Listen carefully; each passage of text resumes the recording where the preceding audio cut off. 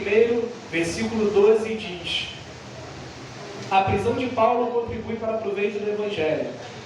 E quero, irmãos, que saibais que as coisas que me aconteceram contribuíram para maior proveito do Evangelho. De maneira que minhas prisões em Cristo foram manifestas por toda a guarda pretoriana e por todos os demais lugares. E muitos dos irmãos do Senhor, tomando ânimo com minhas prisões, ousam falar a palavra mais confiadamente e sem temor. Os irmãos podem se assentar. Bem, e no texto da campanha, Apocalipse 3, 7 diz, 3:7. E ao anjo da igreja que está em Filadélfia escreve: isto diz o que é santo e o que é verdadeiro e o que tem a chave de Davi, o que abre e ninguém fecha, e fecha e ninguém abre. Eu sei as tuas obras, eis que diante de ti pus uma porta aberta, e ninguém a pode fechar. Tendo pouca força, guardaste a minha palavra e não negaste o meu nome. Amém? Irmãos, esse é um texto muito interessante de Apocalipse, porque o Espírito Santo, através do apóstolo João, o homem que escreveu as cartas, o homem que escreveu o livro de Apocalipse, e uma revelação, ele diz à igreja de Filadélfia o seguinte: eu sei as tuas obras. E eu te pergunto essa noite, será que eu ouvi de Deus? Será que eu ouvi de Jesus? Será que eu ouvi do Espírito Santo? Eu conheço as tuas obras. Será que isso te conforta? Ou será que isso te preocupa? Será que isso me conforta ou será que isso me preocupa? Quando Deus, Ele se apresenta, quando o Espírito, Ele se apresenta, olha para você e diz: eu conheço as tuas obras. Isso te conforta ou isso te deixa preocupado?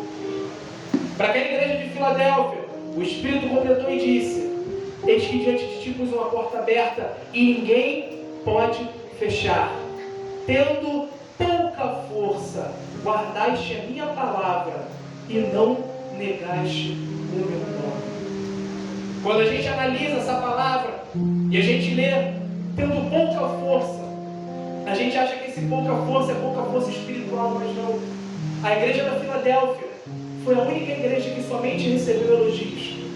Foi a única igreja que, quando visitada pelo Espírito, através da visão de João, foi a única que somente recebeu elogios. E como assim tendo pouca força? O problema é que quando a gente olha para o homem de Deus, olha para a mulher de Deus, olha para um templo, olha para uma igreja, a gente costuma achar que o tamanho importa. A gente costuma achar que a quantidade de pessoas importa. Mas o que eu tenho para te falar essa noite, essa pouca força, não era pouca força espiritual, porque aquela igreja, mesmo com poucas pessoas, aquela igreja, mesmo sendo composta de escravos libertos e de trabalhadores, ela era completamente grande espiritualmente falando. E você está se perguntando o que é que esse diácono está falando, o que é que esse garoto está falando. O que eu tenho para te falar essa noite: Deus, Ele tem visto as tuas obras, e ainda com toda a tua pouca força, ou seja, ainda com todo o teu cansaço, ainda com todo o teu trabalho, ainda com tudo que te desanima, ainda faltando apoio, ainda faltando efetivo, ainda faltando dinheiro, às vezes faltando saúde, Ele tem visto o teu esforço. Ele tem visto como você tem lutado para vir à igreja, tem visto como você tem lutado para se manter no caminho, porque ainda com toda a nossa pouca força a gente não tem renegado o nome de Deus, ainda com toda a nossa fraqueza, ainda com tudo que nos acontece, a gente luta para se manter de pé, a gente luta para continuar no caminho certo, a gente luta para continuar fazendo certo, a gente luta para continuar adorando, luta para continuar buscando, luta para continuar caminhando. A gente luta porque a gente sabe em quem a gente tem crido.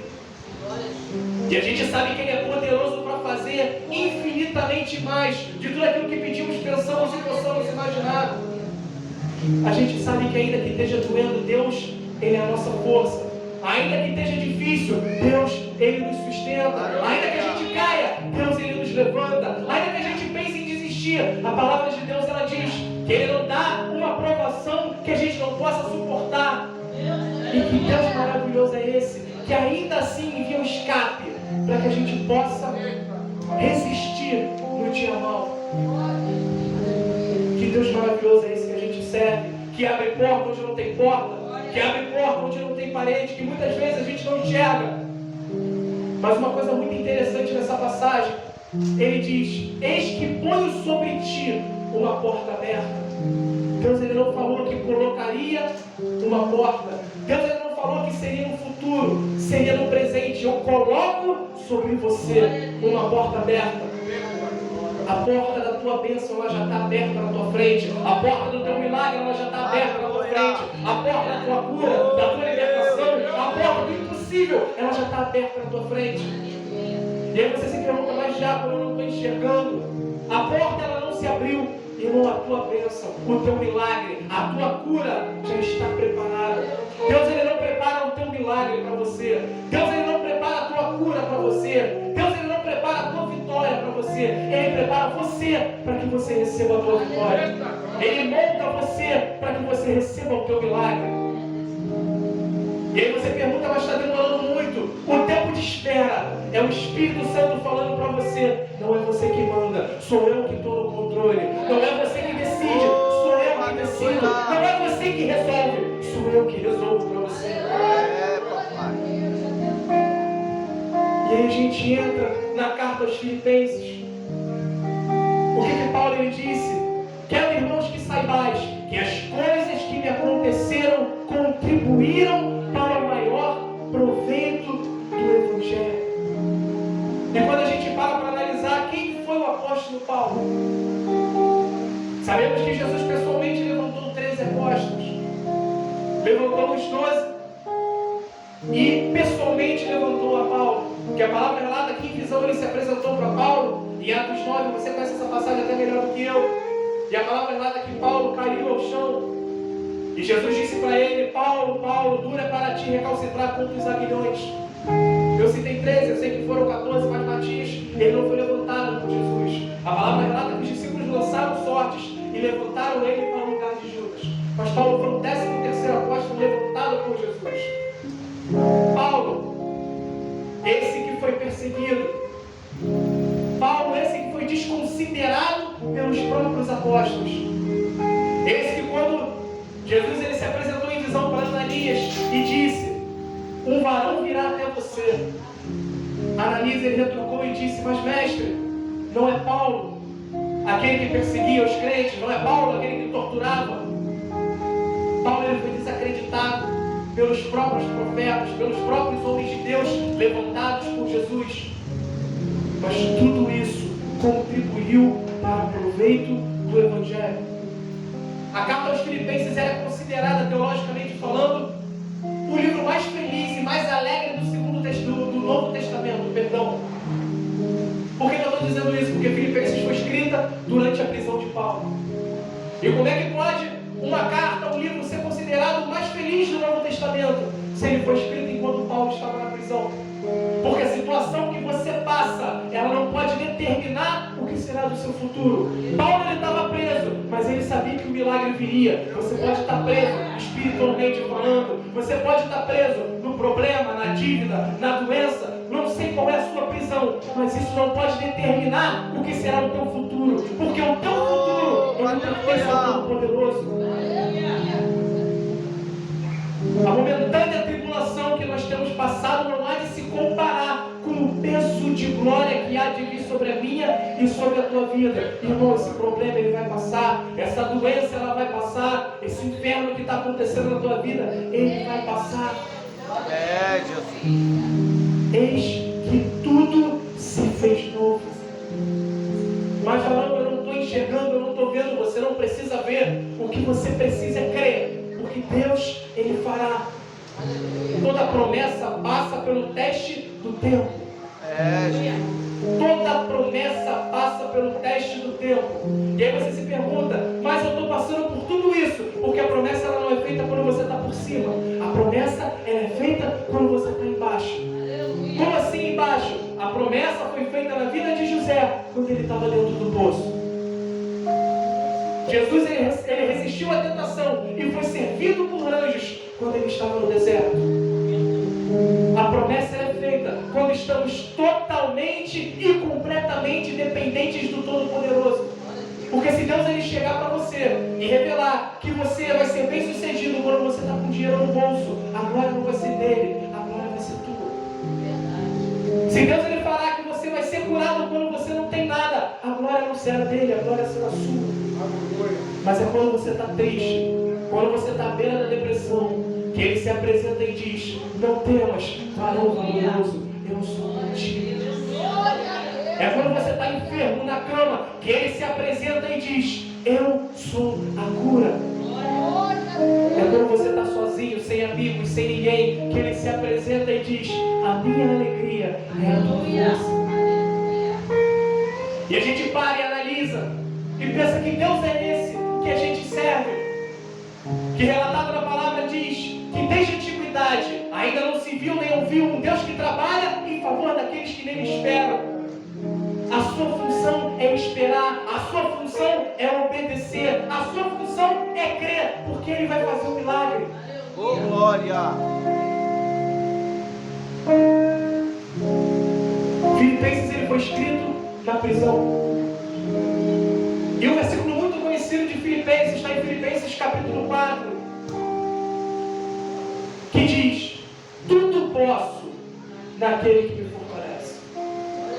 Eu acho que esse é um dos versículos mais conhecidos da Bíblia. Tudo posso naquele que me fortalece. Às vezes você está no trânsito, passa um carro adesivado. Tudo posso naquele que me fortalece.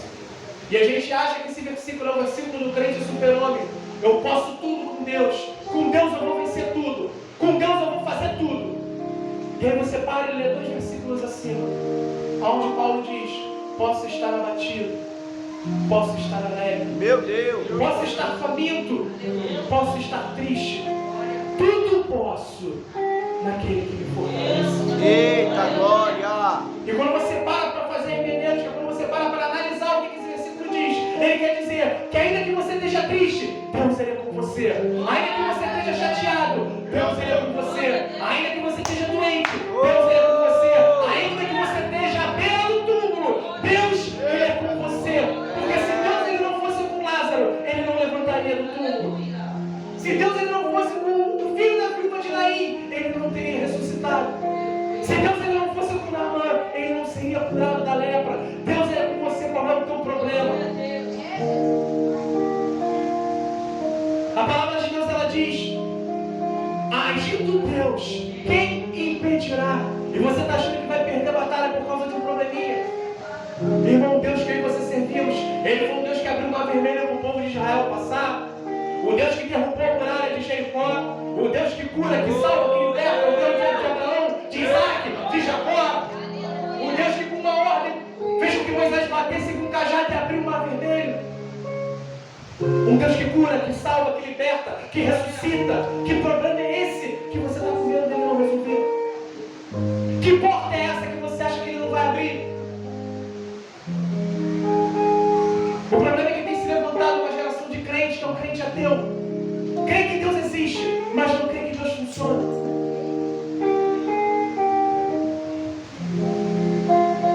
Ora pelo irmão, ora pela irmã, ora pelo tio, pelo parente, pelo sobrinho. Quando é para orar por si, acha que o milagre não vai acontecer. Ora por todo mundo, jejua, vai no monte, ora a madrugada toda. Mas quando aperta, acha que o milagre não vem. Acha que o milagre não vai acontecer. Irmão, gerar um testemunho dói. É muito legal quando uma pessoa vem aqui em cima, conta um testemunho, diz que foi curado, diz que foi liberta, diz que foi livrado da morte. Isso é muito bonito. Se você perguntar quem quer gerar, quem quer contar o testemunho, todo mundo da igreja vai levantar a mão. Agora eu te pergunto, quem quer gerar um testemunho? Ninguém quer gerar um testemunho, porque gerar um testemunho dói. O apóstolo Paulo ele foi levantado, foi o maior missionário que já pisou na face da terra. Quem queria ter esse título? Todos nós queremos. A palavra relata que Paulo foi preso, foi torturado, foi açoitado, foi assaltado, foi chicoteado, passou frio, passou fome, passou sede, sofreu traição, sofreu abandono, foi mordido por uma víbora, entrou no barco, o barco naufragou. Quem quer passar por isso? Meu Deus! Gerar um testemunho dói. nossa força dói. Mas a palavra de Deus, ela diz no Salmo 20, que uns confiam em carros, outros em cavalos, mas nós, que somos lavados e remidos pelo sangue do Cordeiro, confiamos no poder e na missão do nome do Senhor. Não é você que vai abrir essa porta, é o Todo-Poderoso que vai abrir. Não é você que vai derrubar esse gigante, é Deus que vai derrubar através de você. É, Jesus.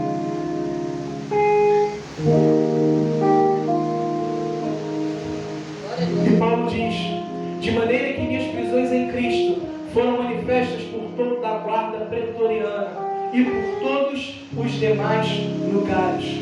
Toda dor, ela tem um propósito. Todo problema, ele tem um propósito. Que propósito é esse? Eu não sei. Eu não sou Deus. Mas todo problema, ele tem um propósito. O gigante tinha um propósito de levantar a Davi.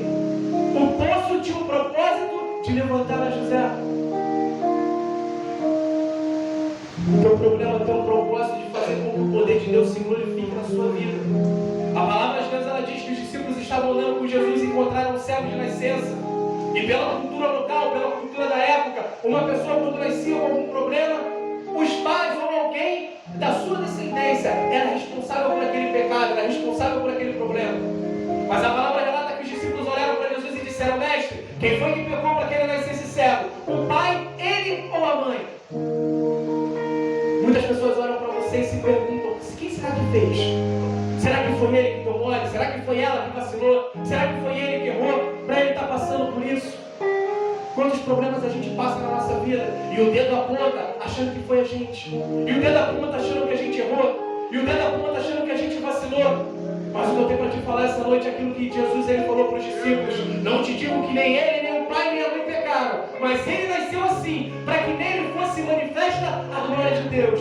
Isso que está acontecendo na tua vida é para que você seja manifesta a glória do Todo-Poderoso. Esse problema que está se levantando é para que na sua família seja manifesta a glória do Todo-Poderoso. Essa doença que se levantou, esse problema que se levantou, esse gigante que se levantou, é para que na sua vida seja manifesta a glória do Todo-Poderoso.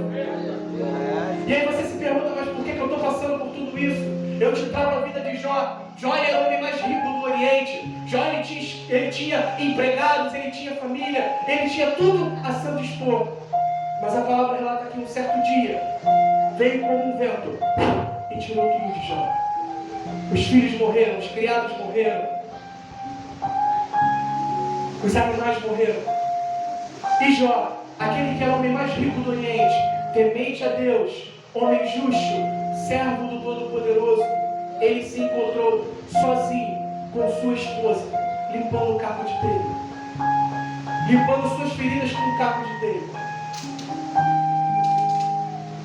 E aí você se pergunta: por que Deus ele fez isso com Jó? Será que Deus ele é tão cruel a ponto de fazer com que o homem justo sofra?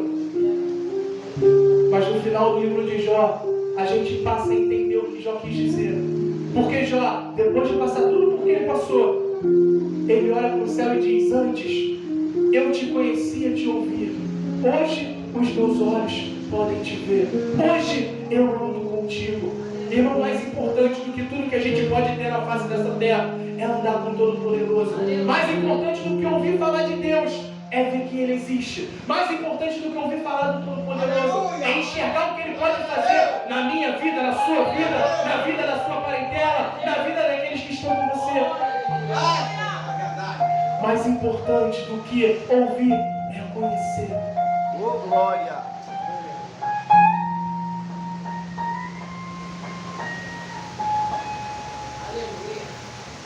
A palavra relata que Deus ele virou para Abraão e disse: sai da tua terra, da tua parentela, e vá para onde eu te mostrarei, e farei de ti uma grande nação. Abraão ele podia ter se negado, ele podia ter dito que não, mas Abraão entendia que não era ele que daria o caminho. Deus ele falou: vá para onde eu te mostrarei, e farei de ti uma grande nação. De repente Deus ele prometeu que você vai vencer. Deus ele prometeu que a porta ela vai se abrir. Deus ele prometeu que o milagre vai acontecer. E você se coloca na situação de Abraão. De repente, conjecturando, Abraão parou, olhou para o céu e disse: como é que eu vou ter filhos? Como é que eu serei pai se a minha mulher era estéril? A palavra relata que a mulher de Abraão, ela era estéril e não podia ter filhos. Mas o problema que Abraão se encontrava não podia ultrapassar a vontade do Todo-Poderoso. Esse problema que você se encontra, ele não pode ser maior do que a vontade de Deus na tua vida. Porque a palavra de Deus, ela diz que toda língua confessará e todo joelho se dobrará diante do Todo-Poderoso. Irmão, esse problema que você tem, ele é pequeno perto do Deus que você serve. Esse problema que você está passando, ele é pequeno perto do poder do Todo-Poderoso. Não há problema que se mantenha de pé, não há gigante que se mantenha de pé, não há inferno que se mantenha de pé diante do Deus ao qual eu e você servimos. E a palavra relata que a mulher de Abraão gerou um filho, Isaac, o filho da promessa. E a palavra relata que Isaac também casou com outra mulher, que também era estéril. E o problema que aconteceu na vida de Abraão se repetia na vida de Isaac. Como assim ele seria pai de multidões se o filho dele casou com uma estéril? Mas a palavra relata que o Todo-Poderoso abriu a margem e ela gerou 2 filhos, Esaú e Jacó. E a promessa seguiu com Jacó, que também casou com uma mulher estéril. E você deve estar se perguntando onde esse garoto quer ir, onde esse diabo quer ir. O que eu quero que você entenda: a situação, ela não pode ser maior do que a palavra do Todo-Poderoso. A situação que te rodeia, o problema que permeia a tua vida, não pode ser maior que a promessa de Deus. Deus, ele falou que eu vou vencer, mas eu tenho esse problema. Não importa, vai cair por terra. Deus falou que o povo chegaria à terra prometida. No meio do caminho tinha o mar vermelho. Não importa, o mar ele teve que se abrir. No meio do caminho, eles se depararam com Jericó, uma cidade impenetrável, uma cidade rodeada por muralhas. Não importa, a muralha vai ter que cair. Irmão, se Deus ele prometeu, ele é fiel para cumprir. Porque a palavra diz no livro de Números que ele não é homem para mentir, nem filho do homem para que se arrependa. Porventura, diria ele e não cumpriria, falaria e não tornaria realidade. A palavra relata que de todas as promessas que Deus ele fez, nenhuma delas caiu por terra. Todas as promessas se cumpriram. E você está com medo de perder a batalha. E você está com medo de crer. E você está com medo de acreditar. Irmão, é a campanha das portas abertas. Está escrito: eis que põe sobre ti uma porta aberta. Cabe a você passar pela porta ou não. Cabe a você receber o seu milagre ou não. A palavra diz também no livro de Apocalipse: eis que estou à porta e bato. Se abrires, entrarei e cearei contigo. Jesus, ele não é intrometido. Ele só vai entrar na sua vida se você permitir que ele entre. Ele só vai fazer um milagre se você permitir que ele faça um milagre. Ele não é intrometido. Só que a gente tem que entender que quando a gente permite que Deus ele entre, quando a gente pede que Jesus ele entre na nossa casa, ele entra para fazer uma arruaça. Tudo aquilo que estava errado, ele coloca certo. Aquilo que a gente fazia de errado, tem que começar a fazer certo. Aquilo que estava fora do lugar, tem que ser colocado no lugar. Porque Deus, ele é perfeito. E aonde ele entra, ele procura a perfeição. Toda dificuldade, ela gera um crescimento. É necessário que passemos por lutas. É necessário que passemos por problemas. É necessário que passemos por tudo que estamos passando, para que a nossa dor, ela gere crescimento. Oh, glória! Como eu já disse aqui, Deus ele não está preparando o seu milagre para você. Ele está preparando você para o seu milagre. Ele está preparando você para a sua bênção. A tua história ela já está escrita no livro da vida, desde a fundação do mundo, como diz a palavra. A tua bênção, ela já está decretada. O teu milagre, ele já está decretado. O impossível, ele já está decretado. Cabe a você entender que Deus ele tem um projeto, um propósito, um plano na tua vida. Cabe a você estar preparado para receber o plano de Deus. Cabe a você estar preparado para receber aquilo que Deus ele tem para te dar. E o que eu tenho para te falar é o que está escrito: que as bênçãos do Senhor não nos trazem perdas nem danos, nem dores. Aquilo que Deus ele tem para te dar é perfeito. Aquilo que Deus ele tem para te dar é maravilhoso. Aquilo que Deus ele tem para te dar é aquilo do melhor que há de na face da terra.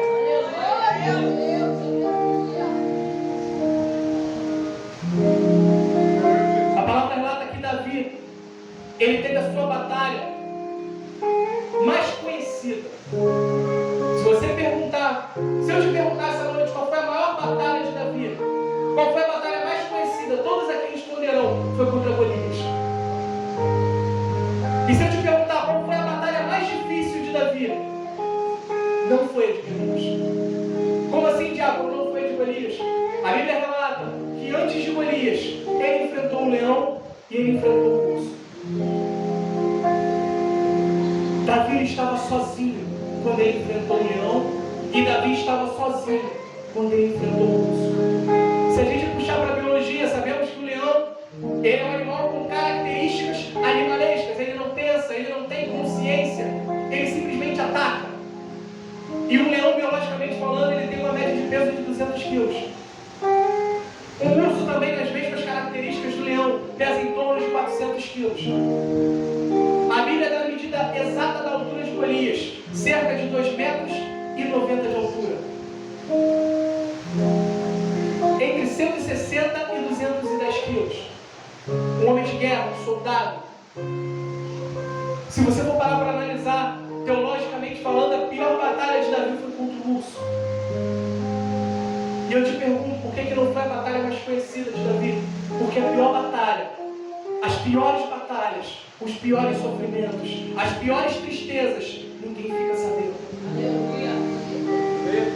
O maior sofrimento que a gente tem, ninguém fica sabendo. As piores batalhas da nossa vida a gente enfrenta sozinho, num quarto, de joelho, somente a gente e Deus. O homem que tem problema com a bebida, a pior batalha ele enfrenta sozinho. Quando bate a abstinência, ele se ajoelha e ora pedindo para que Deus tire aquela vontade dele. A pessoa que é dependente química, a pior batalha da vida dela é contra a droga. E o pior momento da vida dela é o momento que ele está sozinho, ajoelhado, pedindo libertação do Todo-Poderoso. Deus ele sabe qual é a sua pior batalha. Deus ele sabe o que você está passando, ele sabe onde te dói, ele sabe qual é a sua dificuldade. E eu te falo essa noite, toda batalha vai cair por terra, todo problema vai cair por terra, todo vício vai cair por terra, porque o Deus que eu e você servimos, ele é poderoso para fazer um milagre, ele é poderoso para curar, ele é poderoso para salvar, é poderoso para libertar, ele é poderoso para fazer a tua alma ter paz. Ele é poderoso para abrir essa porta que está diante de você essa noite. Ele é poderoso para fazer esse milagre. É poderoso para enviar paz para a sua casa, para enviar paz para o seu lar. Ele é poderoso para fazer. Não duvide do poder do Todo-Poderoso. Não duvide do poder de Jesus Cristo de Nazaré. Não duvide do Deus ao qual eu e você servimos. A palavra de Deus ela diz: provai de mim e veja como eu sou bom. Faça a prova do Todo-Poderoso essa noite. Faça a prova de Deus essa noite. Faça a prova do que Ele pode fazer por você, pela tua casa, pela tua família, pela tua parentela. Como a palavra que foi lida aqui, a palavra relata que tinha um homem coxo na porta do templo. Todos os dias ele ia para a porta do templo. Todos os dias você procura pelo seu milagre. Todos os dias você procura pela face do Todo-Poderoso. Todos os dias você busca. Todos os dias você ora. Todos os dias, ininterruptamente, você busca pelo seu milagre. E quantas vezes você acha que Deus ele não está te ouvindo? Quantas vezes parece que a gente está orando sozinho, parece que a gente está clamando sozinho. Mas o que eu tenho para te falar essa noite é aquilo que está escrito, que diz: como é que pode uma mãe se esquecer do filho que ainda ama? E ainda que essa mãe se esqueça desse filho, eu todavia não me esquecerei de ti. Assim diz o Senhor dos Exércitos. Ele não se esqueceu de você. Ele não se esqueceu do que te prometeu. E Ele não se esqueceu de ouvir as tuas orações. A palavra relata que Daniel, ele tinha sido levado cativo para Babilônia. E Daniel orou durante 21 dias ininterruptamente. Orou o primeiro, o segundo, o terceiro, o quarto, o quinto dia. De repente você tem orado uma semana, 2 semanas. Tem orado, tem clamado e Deus ele não tem te ouvido. Tem orado, tem clamado e não tem ouvido a voz do Todo-Poderoso. Mas a palavra relata que no 21º dia, o anjo se apresentou para Daniel e disse: Daniel, desde o primeiro dia, as tuas orações foram ouvidas. E o que eu tenho para te falar essa noite, desde o primeiro dia, o teu clamor ele tem sido ouvido. Desde o primeiro dia, a tua oração tem sido ouvida. Desde o primeiro dia, Deus ele tem contemplado o teu coração. Porque está escrito que o coração contrito e quebrantado, o Senhor não desprezará. Irmãos, e para finalizar, a batalha mais difícil de Davi, ela foi contra o urso, contra o leão, mas a batalha que tornou Davi famoso foi contra o gigante. Deus ele preparou Davi para que ele derrotasse o gigante. Deus ele tem te preparado para que você derrote esse problema.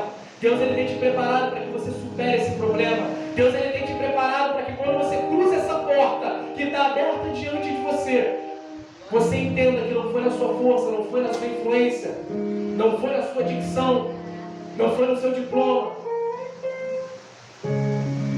Foi graças a Ele. Foi graças à ajuda que Ele deu. Foi graças ao sustento que Ele deu. Foi graças à provisão que Ele deu. Porque as pessoas lá fora, elas vivem da previsão. Eu investi, então eu prevejo que eu vou ter retorno. Eu trabalhei, eu prevejo que eu terei meu salário. Mas nós, lavados e remidos pelo sangue do Cordeiro, vivemos da provisão.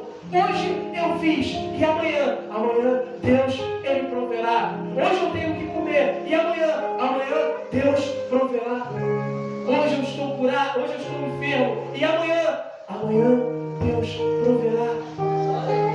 E Deus ele está provendo essa noite. Deus ele está provendo a cura. Deus ele está provendo o milagre. Deus ele está provendo aquilo que você não pode fazer, mas Ele pode. Deus ele está provendo aquilo que você não pode tocar, mas Ele pode. Creio que essa noite, pela pessoa do Espírito, Ele está visitando quem você não pode visitar. Ele está tocando em quem você não pode tocar. As mãos dele estão alcançando quem você não consegue alcançar. Porque a palavra de Deus ela diz que os ouvidos dele não estão agravados que não possam nos ouvir. Nem a mão dele encolhida que não possa nos salvar. Essa noite Ele está estendendo a mão sobre a tua vida, sobre a tua casa, sobre teus filhos, sobre teus netos, sobre teu pai, tua mãe, teus tios, sobre toda a tua parentela. Porque onde Deus ele toca, aonde Jesus ele passa, o milagre ele tem que acontecer. E creio que ele está passando aqui essa noite, pela pessoa do Espírito. Creio que ele está passando essa noite, está tocando em você, está tocando onde o médico não pode tocar, está tocando onde a medicina não pode tocar, está fazendo aquilo que ninguém pode fazer, somente Ele pode fazer. Somente Ele podia sustentar Paulo, somente Ele podia sustentar o povo no deserto, somente Ele podia sustentar José no poço, Daniel na cova, e somente Ele pode te sustentar essa noite. Deus ele sabe aquilo que você precisa, Ele sabe aquilo que você almeja. Deus ele sabe exatamente aquilo que você precisa. Em João 16:33 diz que Jesus ele virou para os discípulos e falou: nesse mundo tereis aflições. Irmão, no mundo você vai ter aflições, você vai ter problemas, vai passar por percalços, por doenças, por crises. Mas eu deixo para você e encerro essa noite com o que Jesus falou: tende bom ânimo, eu venci. Tende bom ânimo, porque você vai vencer. Você vai vencer esse problema, vai vencer essa doença, vai vencer essa solidão, vai vencer esse gigante. Você vai vencer, não na sua força, na força do Todo-Poderoso, que nos sustenta, que nos levanta e que nos dá vitória. Amém? Aplaude ao Todo-Poderoso essa noite.